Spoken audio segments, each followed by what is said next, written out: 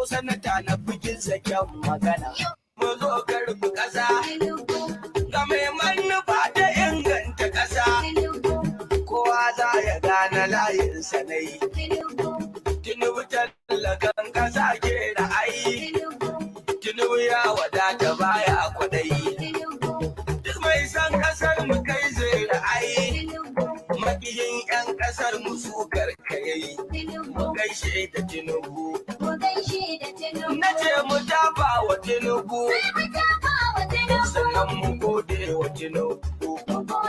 Autan mawallafan ABC Jamilu na gaida Tinubu.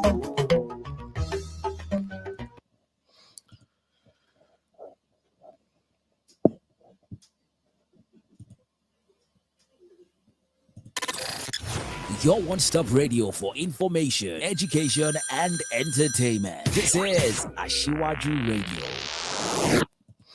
Hi, good afternoon to everybody. Good afternoon in Nigeria, anyway. Good afternoon in Nigeria, and good morning from Baltimore City, Maryland.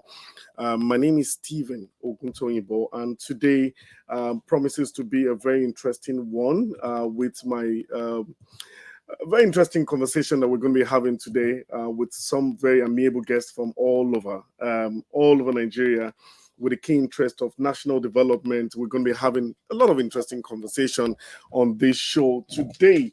And today, the show is, we're going to be having a lot of interesting guests on the show. I'd like to say that with humble interest, I'd like to welcome Honorable Olofin Shola, who is the DG of the campaign, was one of our major spearhead campaign team for this project, and also which I'm going to introduce him later. So I'll just go around. Have Prince Lukman Ajasa Olua, who is from the US, which is the DG for Alliance for Tinubu. And also I have with me today another amiable guest on the show, who is Barrister Dari Dada, an aspirant in Lagos State House of Assembly at Limosho constituency. And like I said, we have Honorable Honorable Shola Olofin, who is the BAT, the convener of the BAT Vanguard. Good morning, everyone. Good morning. Can you hear me? Good morning to you, Stephen. Good morning. It's a pleasure having us here today. Yeah, good afternoon, Stephen, and good to have you from Nigeria. Good afternoon. Dr. Azizat, good morning. Good morning or good afternoon. Good afternoon. It's a pleasure to have you here. Yeah, Dr. Azizat, are you there? Yeah. Yes, I'm here. Thank you so much. All right. Yeah, going forward, we're just going to be having a very thoughtful conversation this morning, and I'm going to start from Honorable Olofin. How best can you describe the legacy? We're going to be discussing about the legacy of a great man called Asiwaju Bola Ahmed Tinubu. How best can you describe Asiwaju Bola Ahmed Tinubu? Well, thank you very much for that. To my best of knowledge, I would describe him as an enigma. He's a man that especially made by God to come to this country, or to come to the world and do wonders. Asiwaju is a great man. Is I would say an entity of his own, on his own. Then I've known him for over a decade now. I've seen him done a lot of things that actually will make you speechless. So I consider him as somebody who has a special being. That is the word I will put. And if you look at the way he has transferred from his early childhood to where he is today, God has kept him for a purpose, and that purpose is to come and do positive things for as the president of Nigeria. So he has got huge capacity, and also is a coach, essential somebody who I think, if given the opportunity to rule this country, is going to do wonders and is going to set things aright in the country. Yeah. Okay, I'm going to go to Prince Luke Monajasa. What exactly, how best can you describe the man called Asiwaju Bola Ahmed Tinubu? We can hear you, though. Your mic is muted. Your mic is muted. Thank you so much, Stephen, for having me on this program. It's a great honor. And it's also a great honor to be here to talk about this great man that is contesting for the president of Nigeria. Asiwaju Bola Ahmed Tinubu is one of a kind. You know, is a man with pedigree that we can put in line with Awolowo and other great men that we've had in Nigeria. Looking back in his CV, what he has done to show that this is the kind of man he is a man that believes in human value, that sees potential in people and extract that and give you the I opportunity to don't be able think he to has a excel. very good network over there. So it will Hey, be most I can hear Can, him. can Go you hear ahead. me? Yeah, I can hear you. Oh, okay. Um, unfortunately I can't hear him at all. oh, I'm sorry. I'm sorry, Prince. But so this is a man that has sees value in people, give you the opportunity to excel, and that believes in his constituency. Whatever he does is always looking back to his constituency. Starting from when he was a senator, he has always been trying to make sure that his constituents, which is Lagos, gets the best from the National Assembly.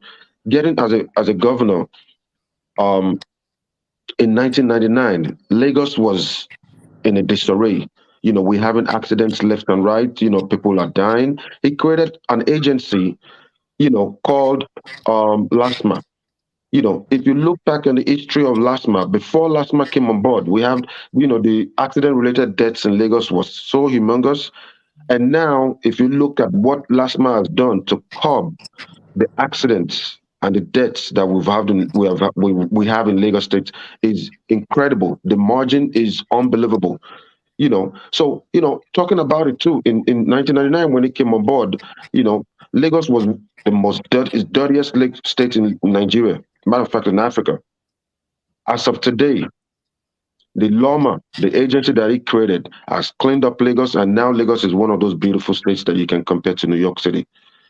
So that's the kind of person that we need, to transcend all these things in a local, in a state level, into the federal level. Look at the Lagos state revenue from 600 million to 60 billion. Now, if we have him on a federal level, this will give the opportunity for other states to emulate these kind of things, and they don't have to depend on the federal budget alone. They can also improve themselves and be generating incomes from on their own. And imagine if a state is getting two funds at the same time, there will be a lot of projects they can do, and that is how we can transform Nigeria from inside out. And this is kind of these are the things that he has to give us from the southwest all the way to the federal level. You know. So, Yeah. yeah, I like to go to Dr. Azizat with what you met when you were. What exactly, looking at this great leader and as a youth, what what are those identifiable, let's say, traces or leadership that you think a lot of young people who are also trying to be politically inclined of this generation? Everybody want to be either want to lead in House of Assembly, want to lead with different interests. And you see this man who have been a selfless leader over the years, cut across the ethnic divides. He has been able to build a momentum of leaders.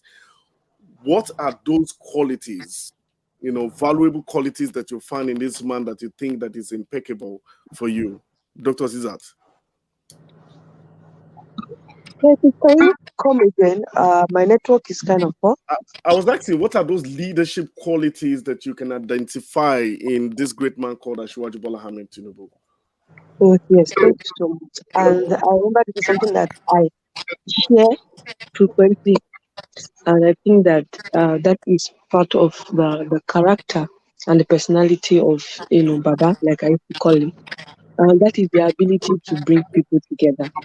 I think that there's a lot of things that is deficient in some of our leadership skills across Nigeria and in our leaders mostly, and that is to accommodate people and to be able to bring everyone around you to you, to be able to engage people based on their skills, based on their ability, and bring out the best in people. I remember when I was way younger, and I remember what we used to hear about Baba.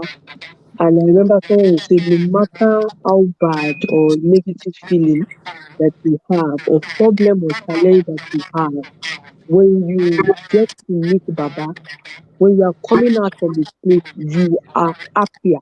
You are happy. And this was something that stuck with me while I was young. That what does that mean? You understand, to take your challenge or problem to this person, and then you have this person being able to provide a solution to it. So for me, growing up, that is one thing that I realized. And I realized that because of the massive number of people who are able to imbibe the principle of Baba. You can see his value, you can see his principle live in other people. And that is the fantastic thing about any leadership. If people can follow your leadership, if people can produce your way of leadership, if people can emulate what you are doing to gather people together, to provide solution and provide solutions for those that are around them. So those are the qualities particularly from that I've always admired. And I feel that it's something that, is important for us as Nigerians, leaders in Nigeria who are in charge of the lives of other people, to be able to unify those around you, irrespective of their religion or their tribe, to be able to put those around you to effective use, and to be able to, one way or the other, not, I would say, uh, completely directly solve people's issue, but to provide that solution or to engage with people that will make things development, that will bring development to their surrounding as well. So I'll stop here because I'm not the only one with the mic. I'm used to speaking for a very long time. So those are those qualities: the ability to unify, the ability for others to emulate and learn from him. You understand? So those are the things that I do find remarkable about Baba. All right, thank you so much. Barrister Dari Dada, I know you have very politically inclined, a politician. What are those leadership qualities that impeccable leadership qualities that you think are those qualities that you cannot trade? You know, and I know probably you might have been following his leadership stories or leadership examples over the years. What are those qualities that if you're mentoring other young people who are going into politics, what are those qualities that you think you will embed in them? All right. Thanks for having me. I would like to say this quickly. Tinubu is everything that Nigeria needed at this present moment. The quality, character, and characteristics of Asiwaju Bola Ahmed Tinubu can never be overemphasized. First and foremost, you will see that Tinubu, one, is an activist. Tinubu is a professional. Tinubu is a philanthropist. Tinubu is a politician. Politician. As an activist, Tinubu has been involved in so many struggles in Nigeria. Do you want to forget his contribution and involvement in days of military junta, Nadeko? Do you want to forget his contribution to political development, party creation through Afenifere in 1998, in 1992? Tinubu, as an activist, ensured that democracy, I mean, continue to rise in Nigeria. Through his activism, through his support for Nadeko, to ensure that the voice of Nigerians is being heard, to ensure that Nigerian is part of the Committee of Nations, is in a position, take his rightful position in the Committee of Nations. Tinubu is a professional. I mean, he has worked in a multinational organization, ExxonMobil. And can you imagine somebody that is so focused, determined? He knows quite well that it's going to salvage, going to solve Nigerian issue, Nigerian problem. For someone to resign from an organization that is so as huge as ExxonMobil to focus on politics, is a risk taker. Tinubu has been taking risks. Even in 2007, when Fashola want to become the governor of Lagos State, out of 11 aspirants, he stood his ground. He took the risk. That's why the fact that people were clamoring, they were complaining that we don't know Fashola. But he stood his ground. He's focused. He takes risks. He's a politician. A political juggernaut. From 1992, he was a senator. I mean, I keep asking this question. Permit me to digress a little bit. People said Tinubu is not 70 years. In 1992, Tinubu was 40 years when he contested for Senate.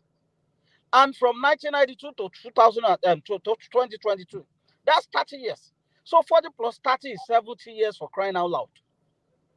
So he's a politician, he's a philanthropist, he's a professional.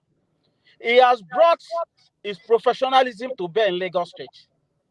As one of my colleagues has rightly said, the prince, from 600 million naira IGR, internally generated revenue, it rose to 40 billion. From 40 billion in 2015 to 60 billion in 2020. That is what we call professionalism. Tinubu is an excellence. It goes for excellence. People that can deliver. You can see the glory and rise of Lagos. So you cannot describe Tinubu in one word. It's everything that Nigeria needed at this rival time. Tinubu can bring everybody together. In Lagos, we are one family. In Lagos APC, we are one family. Tinubu can unite Nigeria. Tinubu can unite the party. Tinubu can unite the country. Tinubu can bring out our potentials. And I want to beseech each and every one of us here that are listening to us to continue to take the gospel of Asiwaju Bola Ahmed Tinubu to the doorstep of all Nigerians. Dear colleagues, I would also like to say this. The issue on ground is beyond the issue of just grammatical flamboyancy. The issue before Nigeria today is to ensure that we give Nigeria to a person that can truly secure our future, that understand the political and economic system of Nigeria, that understand the integrity and everything that Nigeria is. That is Bola Ahmed Tinubu for you.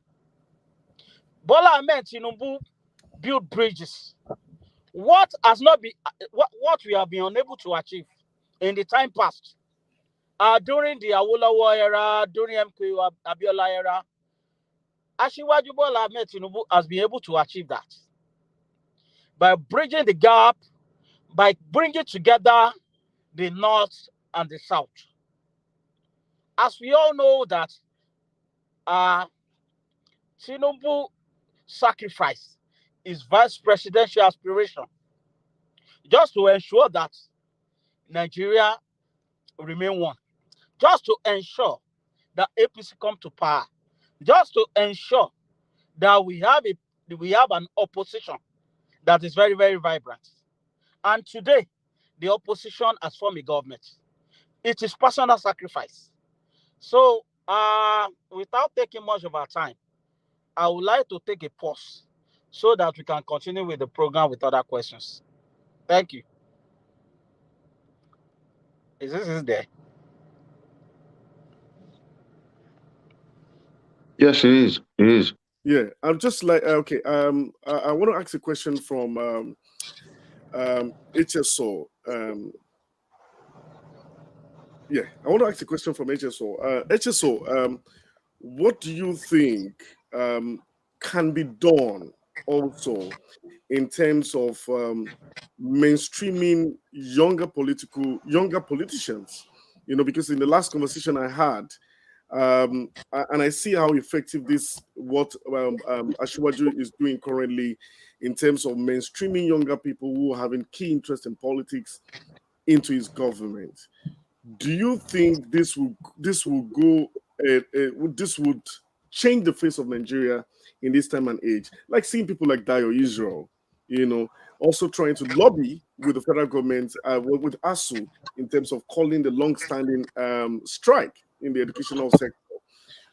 Do you think young people, mainstreaming young people in governance, will go an extra mile in creating solutions? And we're seeing the example, even what Ashwaji Bola Ahmed is doing in terms of engaging younger generations into his system. So, what do you think? Do you think is the right path in the right direction right now?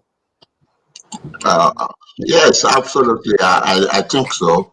Bola Ahmed Tinubu is a man who believes so much in younger generation, and he has even said it himself that after his tenure, he's going to ensure that he hand over to a younger Nigerian who's going to continue his blueprint.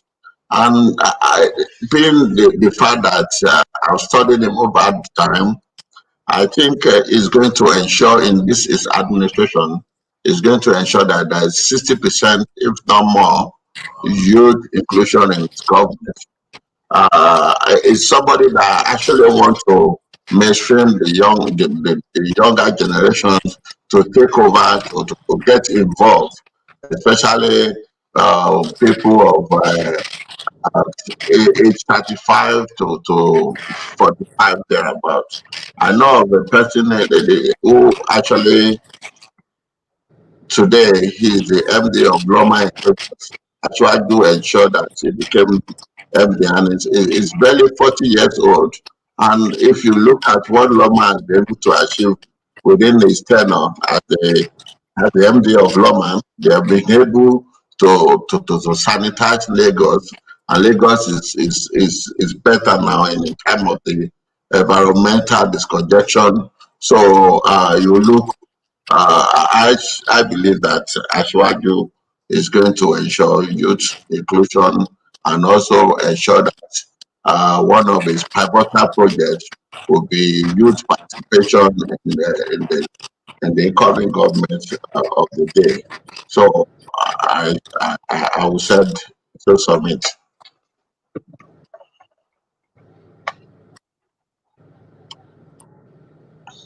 I'm going to go to Prince Lukman Ajasa right now, and I want to ask a question about the diaspora engagement. Yesterday, I saw where in the news where some diasporan association were clamoring for the diasporan votes, and immediately for diasporan votes for them to also have the PVC to vote, um, right from anywhere in the world that you find Nigerians. Do you think this is a workable path in terms of also engaging, especially diaspora engagement is also very important here. How important are the diasporan voice towards the coming 2023 election? Thank you so much, Stephen. So this is a great question. And one thing I just want to clarify for everybody to know, to understand is you have to understand that Asuaju also used to be a diaspora. He lived here in Chicago. He went to school here. You know, he was just like us at some point while watching Nigeria from the outside. So he understands our pain. He knows where our feet hurt, and he knows what he needs to do. Um, Diaspora engagement has always been there. And every now and then when we have administrations, we the diaspora always get to participate. Like we have diaspora commission. We have, even in Lagos State, we have SSA for diaspora affairs. So things like that. Those are the kind of things that Ashwaju has put in place that effectively, as we go on a federal level, we have a broader platform for us to excel. The diaspora voting is one of the greatest things that the diaspora needs and that can change Nigeria. Other thing that I want to point out is you have to understand in Nigeria we don't have something called the Ministry of Welfare. The diaspora is Nigeria's Ministry of Welfare. The things that the government cannot provide for family members and citizens in Nigeria is what we pick up. Every diaspora here, and I'm sure probably have two or three or five family members that they single-handedly take care of their welfare, their school bills, household. They want to rent up an apartment. They want to get a job. They want to do this.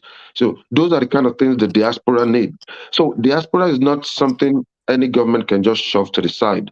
And I'm sure Ashwaji knows this. And that's why you see we have huge influx of diasporas campaigning for him because they know that if Ashwaji gets there, this diaspora voting thing will be a thing of the past. But at the same time, I just want to share that we have to understand that we have to hold our National Assembly accountable for these kind of things because those are the lawmakers, those are the ones that makes the laws.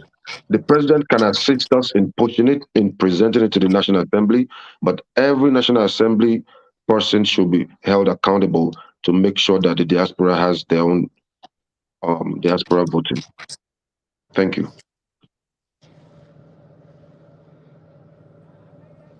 So I wanted to also ask this question before we go for a short break. Um, Before we go for a short break, uh, we we are in the age right now, and I hear people saying that how best can he function? And this man had ruled Lagos, and we saw the pathway at which he transcended power, to the other younger generations who have vibrantly brought the economic growth to Lagos. So I wanted to ask Barrister Dada. So what are your Barrister Dada? Are you there? I am with you. Yeah. What are your top notch expectations from Ashwaju Bola Ahmed Tinubu in terms of economic reform? Thank you very much. Yeah, my expectation is not quite different from the expectation of other Nigerians. Of course, we all desire economic prosperity.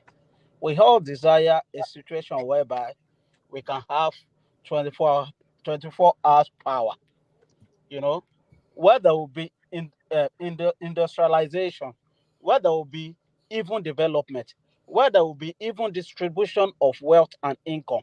And if we flash back, uh, before 1999, Asiwaju Bola Ahmed Tinubu was one of the people that were talking about what we call, you know, um, um, institutionalized economy, whereby you don't need to know anybody before you can get employment.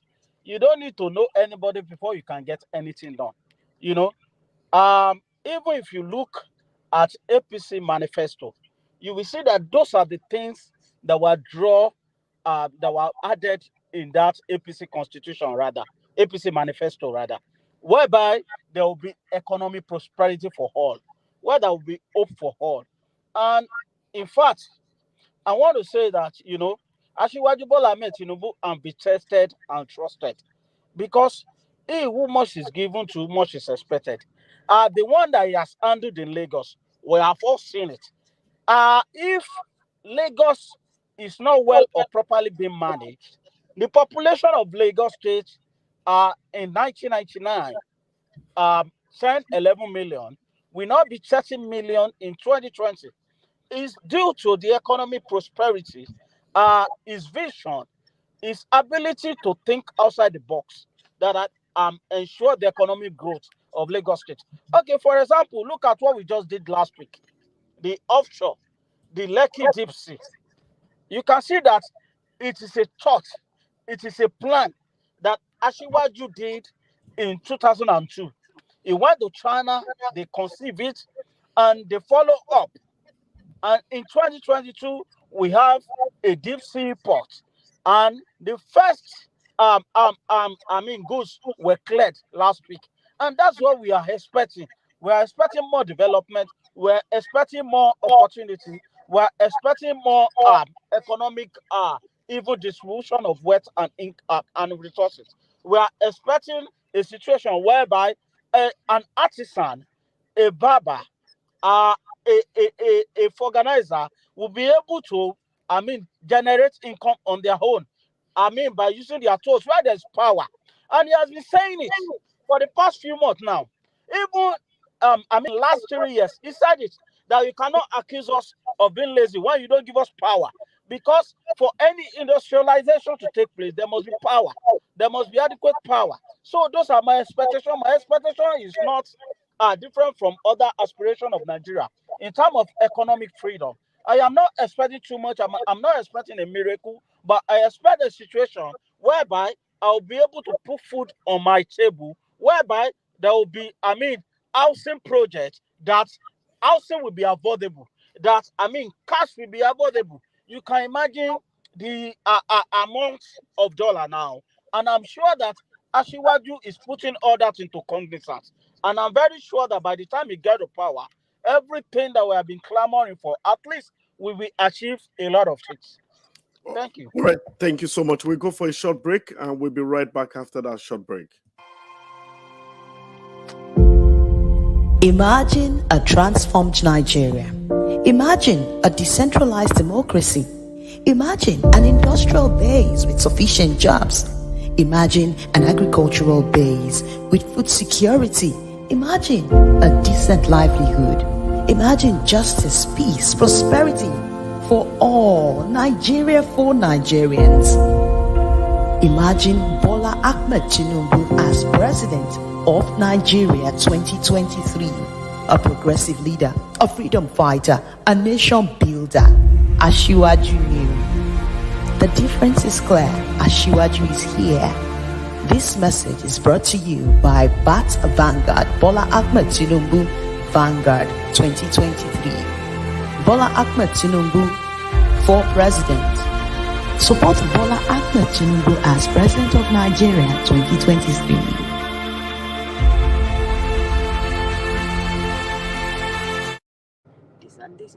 Right, welcome back for that short commercial break. And I'd like to go to Prince Luke Jaffa before we only have like some few minutes. I want to ask you a question in terms of educational reform. We see how the educational system is so battered nowadays. ASU has been on strike for over a year, and this is heartbreaking. So, what are your strong recommendations in terms of educational reform? If you were supposed to give a strong recommendation to Asiwaju Bola Ahmed Tinubu in terms of like a consultant, as a consultant from as a DG of DACO, you have a meeting with him. What are your strong recommendations in terms of educational reform in Nigeria, especially technical skills too?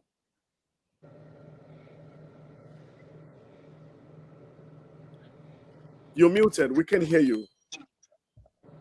Sorry, Stephen. Thank you so much. So one of the great things that Ashwaju has always implemented is some things that he studied here or he saw here in America that is working for them, and it's something we can just implement too. And we've been doing it. We've been doing it also in Lagos. The essay to the governor of Lagos State, Honorable Wahab, as also implementing the kind of system that we have, the primary system that we have in Nigeria, by making sure that the teachers have so much incentives to help these kids grow, because the only people that can help someone do well is when your teacher is close to you and they be able to groom you and build you up. We have the program that they have there called "Don't Leave No Student Behind." Everybody has to go, and the teachers are counting. So, for instance, if you have 35 kids in your class and 30 is passing and 5 is not doing well, The teacher has to account for that. What is it? What are they lacking? Why are they not doing well? What do they need to? Do they need more attention? Do they need a special ed class where they can improve so they can meet up with their friends? Those are kind of things. Do they need to play less so that they can do well? So, but we need inclusion. We need better. We need to provide for our teachers. The teachers are whoever is successful today. There's a teacher somewhere that taught them that probably don't even have a car. But if we take care of our teachers and we give them good salaries, definitely they'll put their heart to work. We need infrastructure. We need more infrastructure in schools. We need to help these teachers, these professors, grow, give them incentives, send them to, different programs, teaching programs, because it's different, you know, there's a difference in just giving handouts and tell students go read, and there's an also difference in bringing students in and making them feel confident to be able to pass. And that's what we need. We need to groom our teachers more. We need to train them more. We need to give them incentives for them to grow, and we need to pour money into education. You don't take a rocket scientist, and I think Ashwaji will do a very wonderful job. Being president come 2023. Okay. I wanted to ask a question from hold on a few seconds. Okay, I wanted to ask a question from Honorable Olofin. What are your ultimate expectations from Asiwaju Bola Ahmed to become 2023? And I'm still going to go to Barrister Dari Dada right now too. What are your top-notch expectations from him? And Pardon? Barrister Olofin, can you hear me? Yeah, I can hear you. Yeah, Honorable Olofin, sorry. Can you hear me? So what are your top-notch expectations from him in terms of housing, in terms of housing? Let's deal with housing. What are your top-notch expectations in terms of housing? Okay, well, I want to believe Asiwaju is going to focus more on housing projects. I want to believe he's going to focus on housing projects like ensuring that the Ministry of Housing builds more low-cost housing for people that is affordable. And also, in terms of education, my own recommendation would be that Asiwaju administration should ensure that people who are public servants do not have the requirement to send their children to school abroad. Every education should be decided in Nigeria. And also, I believe Asiwaju being someone who is very keen about education. While he was the governor in Lagos State, he built over 500,000 new desks and chairs for primary school and secondary educations in Lagos State.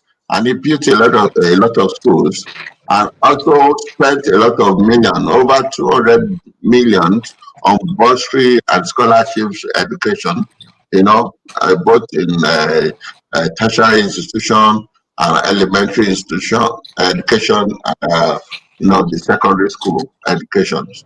So I am quite confident that by the time he will get there, he will have a blueprint for all this I've listed.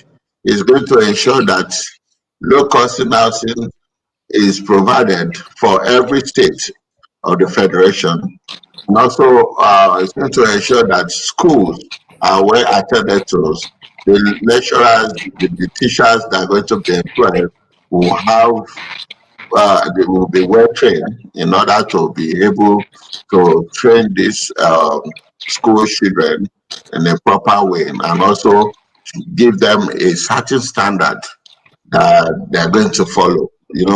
So I also believe that public schools education will be rehabilitated, because in Nigeria there are a lot of things, a lot of schools in Nigeria, especially the secondary schools and primary schools, they are dilapidated. Majority of schools, they are dilapidated. If you see the condition of pupils going to school, you will discover that they are way substandard. You will see some schools, the condition, the atmosphere is not conducive for learning. So all these kind of things, I'm sure the way Ashwaju does his thing is that he always do a questionnaire or hire private company to go for a background check of all these things. And by the time they come back with an holistic report, it will ensure that he put somebody who is capable, somebody who is a professional on the field, is going to saddle them with that responsibility of ensuring that rehabilitation and also re-engineering and reconstruction is well done. So these are one of the reasons why I actually be rooting for him to be president. He's somebody that when he gives you assignments, you make sure you do it to the best results. And so he doesn't just give you assignment and go and sleep. And if you look at you and you'll be able to prove yourself, he wants you to do more. So I want to believe that come 2023, Nigeria is going to experience new era, new administration, a new way of doing things is going to be adopted in Nigeria. Yeah. Okay, before I go on the last wrap of the question, for some of you who are listening to us or watching us anywhere in the world, you can call us on WhatsApp on +1 862 367 3616 +1 862 237 +1 862 367 3616 +1 862 237 616. I have a question from Desmond in Germany, and he said, "What plans?" He sent a message on WhatsApp. He said, "What plan does Asiwaju have for young people in diaspora?" And I don't think I am in the capacity to answer that question. And I have another one from Abuja. What's the name? I have the name. Okay, Patricia says that what are the blueprints of Ashwaju? The blueprint plan for Ashwaju in terms of education. I don't think anybody here can answer that question right now. But I don't know if Barrister Dada is laughing. Maybe you are the special advisor on education. Prince, Okay, let me, Prince, we handle the issue of diaspora. We have already made him the president of the Diaspora Association of Nigeria. Yes. So let me Honorable Olofin, let Honorable Olofin go forward, and then I can have people's reactions let too. me quickly hit the nail on the head there. The blueprint, Aswad already had a very strong and very well crafted, elaborated blueprint for education, for security, and a lot of other things that actually is required in Nigeria. But we cannot release it out right now because it is not yet time for campaign. These are part of the strategies we are going to be deploying or releasing for campaigns, and also ensure that it is well implemented after the election. So it's not something you can start letting out now, otherwise they may be fined by the ANEC. So there are certain period set up by ANEC for campaign activities. And when that time comes, you'll see the blueprint and everywhere. It will be released. Thank you. All right, thank you so much. I see that Honorable Barrister wanted to say something. Barrister. Okay, thank you. Just for a minute. Of course, I would like to go with my colleague. The blueprint, the manifestos, programs we've been running out, churning out any moment from September. That is the timetable for INEC, where campaign will start. But by and large, people should look at what we call history. Without history, we can move further. You get what I'm saying? Now, don't forget that Ashiwaju started what Governor Zulum is doing today. 10 millennium schools. Asiwaju started Millennium Schools in Lagos State. What do I mean by Millennium Schools? These are schools that have free textbooks, that give you free textbooks, that have science laboratories.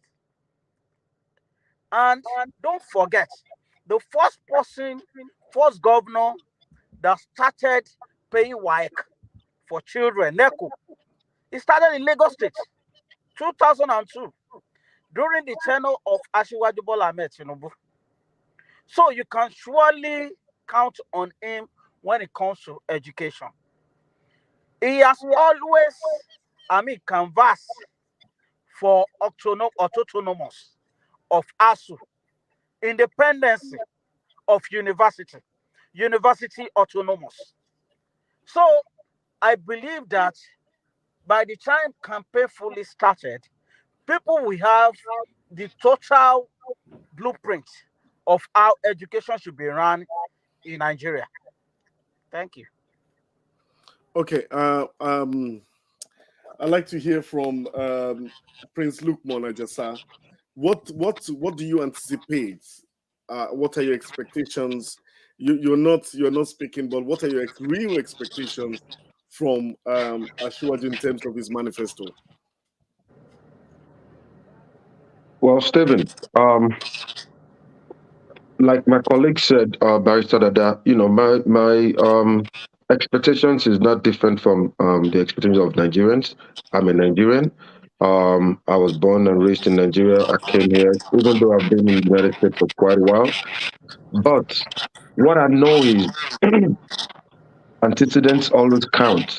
Um, what you do for so long becomes part of you. If you are disciplined from childhood, you'll be disciplined as you go up. You know, Ashwaju has been disciplined when it comes to professionalism, building, economic building of a state, of an area. This is what it does for a living. He's been doing it for so long. Um, and at this time, this is what we need in Nigeria. He has advocated for this electricity to be, you know, to be divided into states, privatized it. Why are we having the government running electricity? Here in America, we have GE, we have all those Con Edison and all those companies that run the electricity, and the government, the agency are just managing them, making sure they're not encroaching people's money and things like that. And that's what we're supposed to be having. And these are the kind of qualities that Ashwaju has implemented in Lagos. We have, in Marina, if you go to Marina, Marina generates its own light, you know, through PPP. You know, he wanted to implement these kind of things, but Obasanjo stopped him and prevented him from doing it because he's going to take the credit. And remember, Ashwaju at that time was an opposition. So, but these are the kind of things that he already envisaged that he can put into place, which I'm expecting and I'm so anxious to see, and I believe all Nigerians should be expected to be really, really eager to see. One of the things I wanted to Go ahead. go Go ahead. ahead. Yeah, go So ahead. one of the things I just wanted to add to it, because I know you asked that question about, oh, is he capable of doing it? I just want to clarify something. The best president of America today, the best ever, his name is Franklin D. Roosevelt.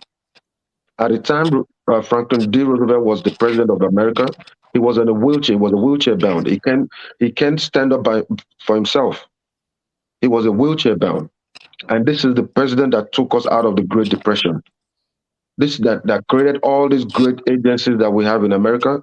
So this is about brain. When you have the brain capacity to do things, that's what we need. Ashwaju is a politician with a technocratic mindset. That's exactly the person that we need. Someone that knows how to compromise, someone that knows how to talk, someone that knows how to put people together, people that can make things move, get things done. Remember, just because you're a president don't mean you have to be everywhere in the whole country. But you need to implement people competent enough to carry out what they're supposed to do. Thank you, Stephen. All right, so we're just going to listen to a short speech of him, and then we analyze the speech, and then we just round up with the speech. I'm going to play one of his speech when he spoke passionately, sometimes sometimes ago, and that was some 3 weeks. No, that was a month back. Let's listen to his speech, and then we can just analyze the speech.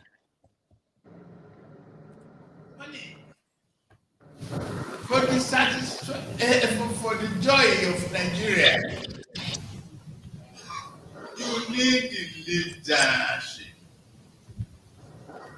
You need the visionary. And I'm saying I'm the best vision available.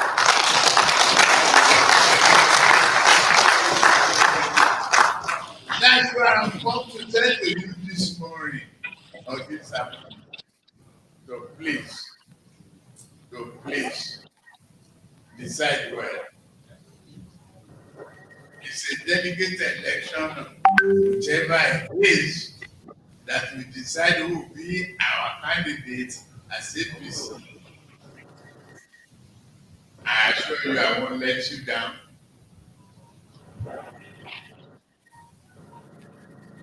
It's about service. Those two things. You see me run the stadium and all of that. I didn't apply for the job of wrestling.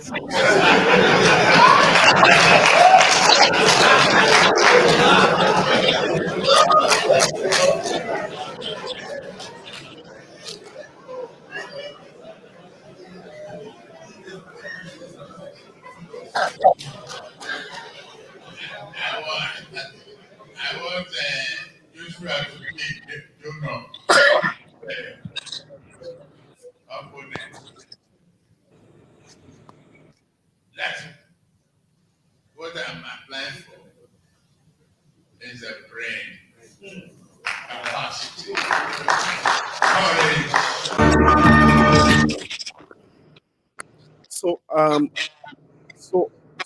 We heard from the meeting. Can you hear me? Hello? Yes, we can. Yeah. Yeah. Yeah, we can hear from the meeting he had with some of the leaders before the primaries, and he was speaking about as a visionary. And so, what exactly? Before we round up now, what exactly are those qualities that we all found?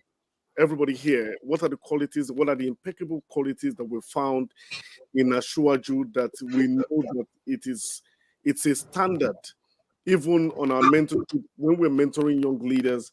And we're speaking about the legacy. Some of us had seen, we know some of his legacy, what he has been able to do in terms of his achievements, in terms of what he has been able to deliver, in terms of producing great leaders cut across ethnic divides, and that you can see the evidence that he was the one.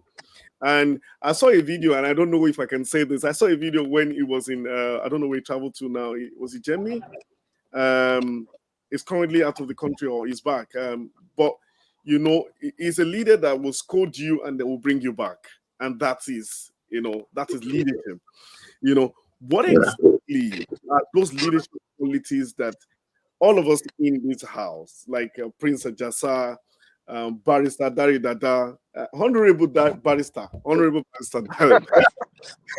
Dari Dada, will say are those things that are fundamental principles that we cannot compromise. So I will start with Honorable Luffy.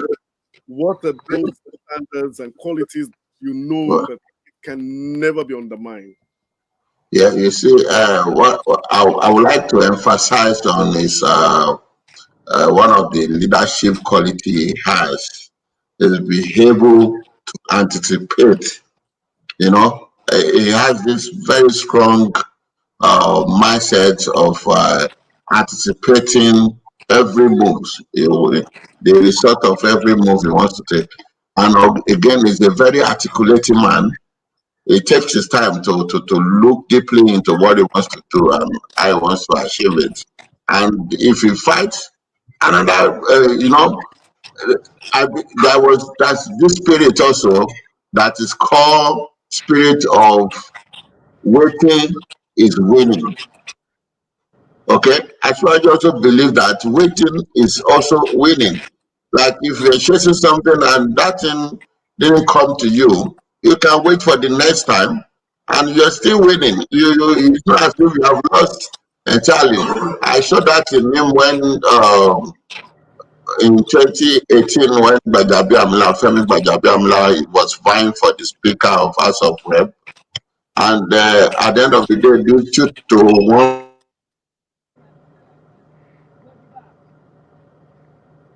We can hear you.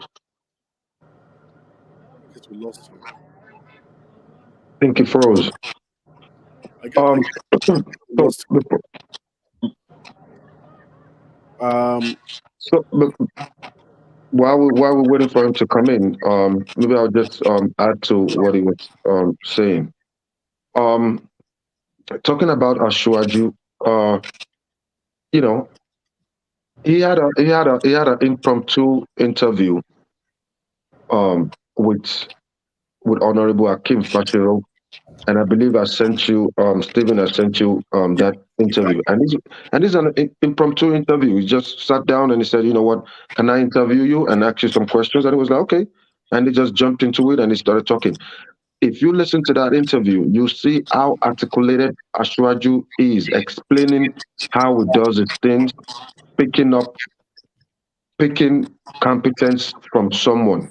Like when you start watching people and you see the way they carry themselves, the charisma, the abilities that they have, and you place that person in the right position to function right, and having the mindset of, he spoke about having the mindset of anticipating that, look, if you want to build something, there will be challenges, there will be there will be values, and there will be success production. So you have to put everything into account and do some research to find out, okay, what are the obstacles will I go through to get this done? What are the laws, binding this thing or preventing it from functioning? All those little things you have to tackle first. And then when you get all that circled out, then you carry out your mission. And that's how missions are always being successful. He talked about all these laws, all the decrees that the federal government during the cool time since Erosi has implemented into the Nigerian system that has affected us now that we're doing democracy. Like you have to go to court, try to change it so that it can benefit your state and you'll be able to carry out different, programs. So you can imagine a man that sat down, thought about the data and the past, how the past is affecting the present and how you need to fix the present to affect the future, you know, and that's exactly what we need now. We need a long-term goal for Nigeria, what we want to do, you know, in the next 10 years, in the next 5 years, in the next 50 years, so our kids will benefit from, you know. And I would let Honorable Shola Olofin go back. Welcome back. Yeah, honorable. We just wanted you to make your final submission. Round up with the final So, submission. so sorry to. I That think the power cut me off, so I had to join in again. So, like I was saying about Femi Gbajabiamila then. So I haven't lost the seat then. The simple thing Ashwaju said then was that, look, let's wait for the next time. You have done your best. So just go and relax yourself. It also made me to remember during my time in 2010 when I contested under ACN for House of Assembly election. I won the election, and but unfortunately, my governor then decided to give my ticket to the third person, the person who came third runner up. I mean, but and I contacted Ashwaju and told him this is what has happened. And after all he has done, he actually promised me and told me not to worry, he's going to get me back the tickets. Then he tried his best. He called them and asked them to return my ticket to me. Unfortunately, they had their plans were scripted out. And the next day he called me and said, look, don't worry yourself, keep pushing. You have done best. If you need anything, if you want money, come to Lagos. Let me give you money at least to compensate you for your loss. But wait for the 2015. You are just definitely going to be House of Rep. I can assure you, I'll be giving you House of Rep tickets. You understand? So waiting is winning is one of his ideology. And also, if you're a young man who is partisan and you have actually rooted himself in the political uh, telescope of this country, if you are able to reach him, Asiwaju will ensure that you did not go unattended to. These are the kind of qualities. You will hardly find this kind of quality in any of our leaders. Any of the leaders that see that they don't benefit anything from you, they cannot give you anything in return. But Ashwaju does not need to benefit from you, does not even need to know you. All you need to do is to just reach him. The moment you reach him, this man will definitely make sure he goes all out to help you. So these are the kind of qualities that we should be seeing. And at the end of the day, being the president of Nigeria will make a lot of turnaround in the country. He's a man that see tomorrow. He's a man that see and able to recognize potential, regardless of how fast is your education. If he see you, talk with you, I know what you'll be doing. He can enhance your talent and actually put you on the right spot where you'll be able to be useful. So as you can see, what he has been doing in the time past, can you compare him to anybody in Nigeria who has been able to develop men, to invest in the human capital? It's very rare to see people investing in human capital, and this is what we need in Nigeria. So I would like to stop here so other people can talk. So thank you very much, Stephen, for the opportunity. So Yes. much, Honorable Shala Olofi, for your immense support always. I'd like to have, for some of you who are listening to us, please go subscribe on our YouTube channel. Just go to Ashiwaju Radio on the YouTube channel, and then you can subscribe on YouTube. Please also follow us on Twitter. It's Ashiwaju Radio on Twitter. Please follow us, follow us, follow us, follow us, follow us. And later this evening, you can also subscribe and listen to different African vibes and tunes, from Aina Monura to King Tony Ade, Ebenezer Obey. Just send us message, and then we will play you the tunes that you want, different tunes that you want on the show. I'd like to go to Barrister Dare, the incoming Chief Justice very soon. Of Lagos. So what's your final thought about all this accolade being given to? All right, all right, all right, all right.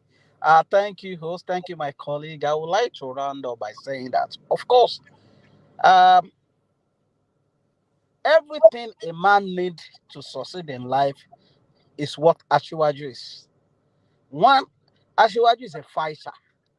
When I mean fighter, he doesn't give up, he doesn't give in on time, and he believes in what he believes in. Look at 2002, 2003, where Obasanjo there, I would say snatched all the structure in the Southwest. All the governors in the Southwest were overtaken by PDP. Ashiwaju was the only governor left. He continued fighting. He is consistent. He fought and brought back the progressive family back to governance in the Southwest. He is consistent, he is highly intelligent, and he has a large heart. He accommodates a lot of people. Those are the special quality that you can find in Ashiwaju. Consistency, intelligence. So he is consistency then until this present moment. And that is what is expected of every human being in life. If you want to succeed, you have to be consistent in what you believe in. You must have a goal, you must define it.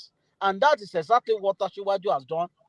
Of course, since 2007, he refused to take up any political position. Reason being that he has a focus. You know what he wants to do. Even when he has opportunities to go back to the Senate in 2007, he said, no, I'm going to give it to another person. And that's how Gani Olariwaju Solomon became a senator in Nigeria. His focus, his consistent, and his intelligence. You cannot take away that from him. And I want every individual to learn that from him too. Thank you and God bless. Thank you. Thank you so much for giving us that input. I'd like to say thank you to everybody who have been part of this great program. Thank you, Honorable Olofi. Thank you, the Honorable that just also left right now. Thank you also, Prince Luke Monajasa. We will round up this program with this commercial, and we'd like to say thank you so much, DJ of Alliance for Tinubu, which is Dato. We call on you anytime. You're always there for us, and we're so grateful for this very great partnership on this program. For any of the programs and commercials, we would always love to partner with Dato. Dato, one of our major, also partner with us on this project. Thank you so much, and my regards to Honorable Gidi Okuneye, who has also the welfare director, also been a keen supporter of this program. Thank you, Honorable Shala. Thank you so much. Thank you. Well, one Yeah. remark before we leave, please. I discovered that most of the time I listen to the radio, mostly Yoruba music, and so you need to start spicing it up with some Hausa and Igbo, and Nigeria. So there's going to be this unified spirit, and why anybody listens to the radio. All right. Yeah, that's my suggestion anyway. Yeah, thank you so much. We would always listen to your input, and then we also get other adverts on the show. Thank you so much for everybody who are listening to the show. We will go for that short break from our key partners, which is we have key partners right now. We'll go for a short break from there, and then we call it a day. Imagine a transformed Nigeria. Imagine a decentralized democracy. Imagine an industrial base with sufficient jobs. Imagine an agricultural base with food security. Imagine a decent livelihood.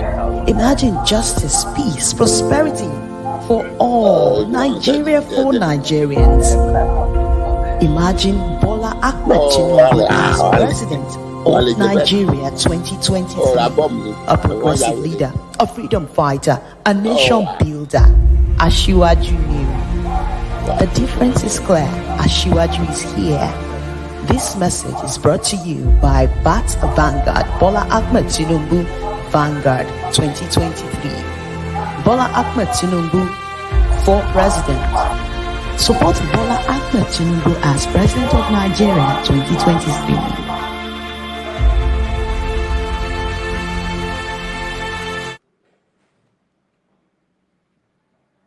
Thank you so much, sir.